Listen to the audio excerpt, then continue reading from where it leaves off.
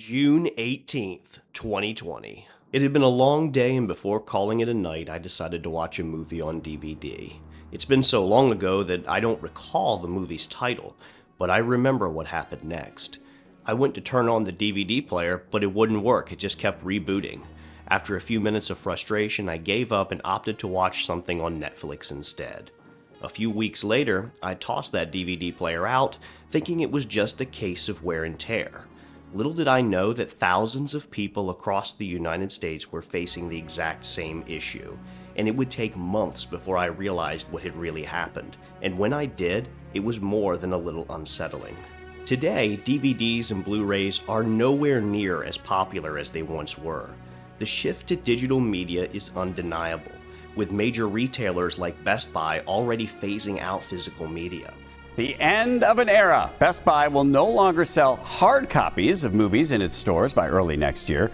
In a statement to WCCO, the company says, quote, "To state the obvious, the way we watch movies and TV shows is much different today than it was decades ago. Making this change gives us more space and opportunity to bring customers new and innovative tech for them to explore, discover, and enjoy." Best Buy isn't the only company to make the move. Last month, Netflix ended its iconic red envelope era, shutting down its DVD by mail service for good. To put this into perspective, DVD sales have plummeted by a staggering 92% since their peak in 2006. This decline is largely due to the meteoric rise of streaming services like Netflix, Hulu, and others.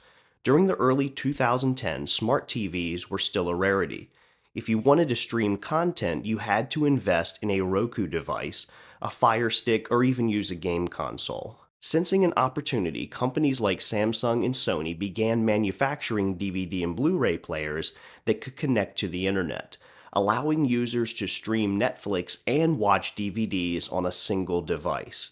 Blu-ray discs also started offering bonus features that required internet access, such as BD Live. You're gonna change the world. Now, experience BD Live, enabling you to access additional content via your internet-connected Blu-ray player. BD Live features included the ability to send instant messages with other people watching the movie, scheduled chats with the director of the film, trivia games, and downloadable trailers, which was kind of cool because it meant that trailers would update every time you watched the movie to advertise newer films being released. BD Live never really took off, and most people never used it and only bothered connecting their DVD players to the internet in order to stream content. While all this sounded innovative, it ultimately led to significant issues. For Netflix and other apps to continue functioning on Samsung Blu-ray players, the company needed to provide regular software updates. These updates were designed to be automatically installed in the background to make things easier for the users. However, on June 18th, 2020, a software update was sent out to thousands of Samsung DVD and Blu-ray players across the country. This update caused every single player that downloaded it to become stuck in an infinite startup loop. When you tried to turn the DVD player on, it would constantly turn itself on and off. During the loop, none of the buttons worked, and the only way to stop it was to unplug the device. When it happened to me, I had no idea what the true cause was, and I just assumed that it was time to get a new DVD player. In fact, almost everyone affected had no clue that Samsung had inadvertently bricked their devices. Most people like me just thought it had broken down. And adding to the confusion, this happened in the middle of the COVID-19 pandemic, a time when news outlets were focused on more pressing issues. It was over a month before anyone even realized what was happening. Samsung users, unplug your Ethernet. Millions of Samsung Blu-ray and DVD players are being bricked all around the world. Entertainment has become one of the biggest tools for keeping sane during these trying times, but while many companies are aggressively pushing their streaming services, others still prefer owning the media they buy in physical form. This was the only news broadcast that I could find covering the issue, and this is just a small YouTube news channel. What made this situation even more frustrating was that there was no way for users to fix the problem on their own. Although Samsung released a new update a week later, the affected DVD players couldn't download it because the faulty update had rendered them inoperable. These devices were, in tech terms, bricked. To Samsung's credit, they did offer to repair any affected DVD players. All you had to do was contact their support team and they would send you a shipping label to send the device in for free repairs. But here's the catch. Most people never called support or even knew that Samsung was responsible.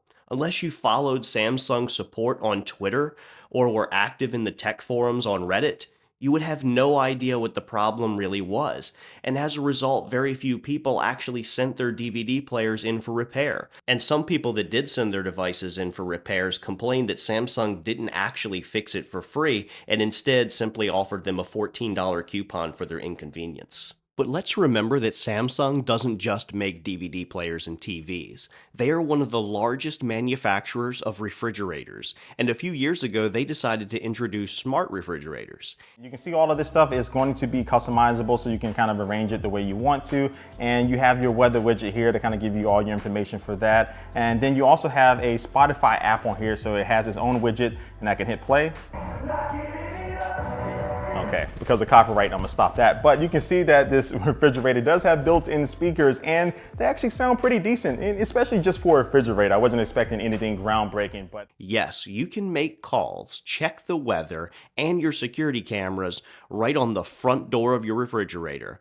So you can download the Family Hub app, and it's available on iOS and Android. And now you can add to the family board just by tapping on it, and you can hit the little plus button. And so I can add another photo on here, and once I'm added, I can kind of pinch and zoom and move it around.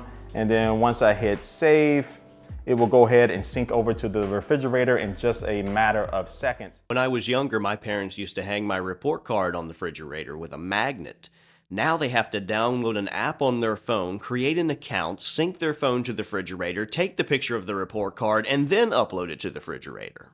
Samsung also makes washers and dryers with internet connectivity. I actually had to do some research to find out why you would need a Wi-Fi enabled washer and dryer, but it turns out that you can connect them to your phone and use your phone to control the settings. The appliances also use AI to try to save you energy. They also make ovens and microwaves and dishwashers that can all connect to your network. Now, Samsung managed to avoid major backlash when they accidentally bricked their DVD players. But what would happen if they pushed a faulty update to a refrigerator or a washer?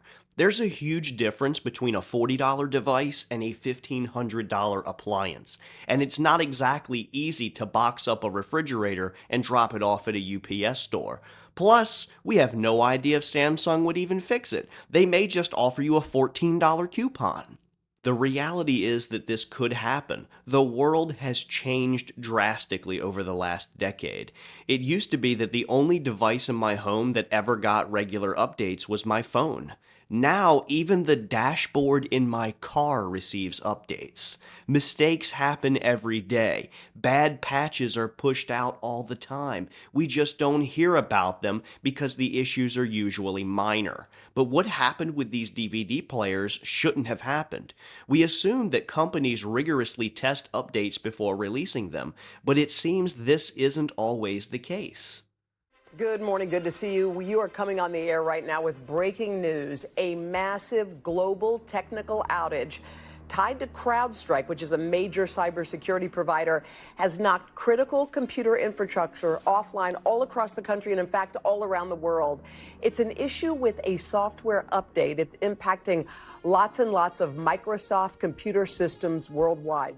In mid-July 2024, the world experienced the greatest IT disaster in history, all due to a faulty update. A company called CrowdStrike, which was relatively unknown to the general public, released an update to one of their systems that caused over 8 million computers worldwide to crash. CrowdStrike is a cybersecurity company that operates in the background of many computers used by businesses like airlines and hospitals. Although a new update was released within hours, it had to be manually installed on each computer by the company's IT department. In many cases, remote workers had to bring their laptops into the office for service. The update led to the cancellation of over 5,000 flights, disrupted 911 services across the United States, wreaked havoc on banking systems worldwide. ESPN even had to cancel their morning edition of SportsCenter. The estimated cost of these crashes is somewhere around $10 billion. And I want to start with saying we're deeply sorry for the impact that we've caused to customers, to travelers, to anyone affected by this, including our companies. So we know what the issue is. We're resolving and have resolved the issue now. It's recovering systems that are out there. And essentially, as you've talked about in the statement I put out, is the system was sent an update, and that update had a software bug in it and caused an issue with the Microsoft operating system. When I was a kid, everyone feared that the world would end in the year 2000 because of the Y2K bug, which was supposed to crash computers everywhere. There was barely any internet back then, but we all still panicked. Now the internet is everywhere. I can control my vacuum cleaner from the other side of the world. No one knew who CrowdStrike was until this incident happened. Just think of how many other companies are out there operating in the background with the potential to cause serious global disruptions. A single simple mistake could ground planes all over the world. Before saying anything else, I want to make it clear that software updates are not all bad. In fact, in many cases, they are essential. In 2015, a text message was discovered that when sent to an iPhone could cause the iPhone to crash. One simple text message was all it took to shut a person's phone down. Apple was able to quickly release an update to resolve the issue. You see, it's important to remember that updates don't just provide additional features. They often contain security patches that protect your device from vulnerabilities and potential cyber threats.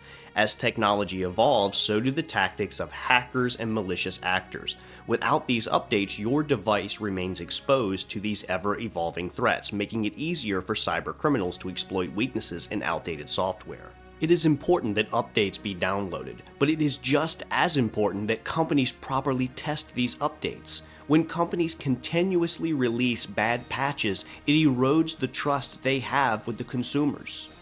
A few years ago, Tesla released an over-the-air update that was intended to improve their autopilot features, but instead caused some of their vehicles to experience sudden and unexpected braking known as phantom braking while driving on highways.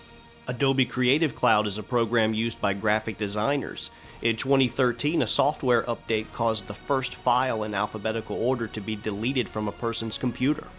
In a world increasingly reliant on technology, software updates are both a necessity and a potential hazard. While they are essential for improving security, enhancing functionality, and ensuring capability, the risks associated with poorly tested updates cannot be ignored. It is crucial for companies to recognize the profound impact their updates can have on users' lives, and to prioritize thorough testing and transparent communication. As consumers, we must stay informed and cautious, but we also deserve to trust that the tools we rely on daily are being managed with the utmost care. The future of digital innovation depends on striking this delicate balance between progress and the safety and reliability that should always come with it.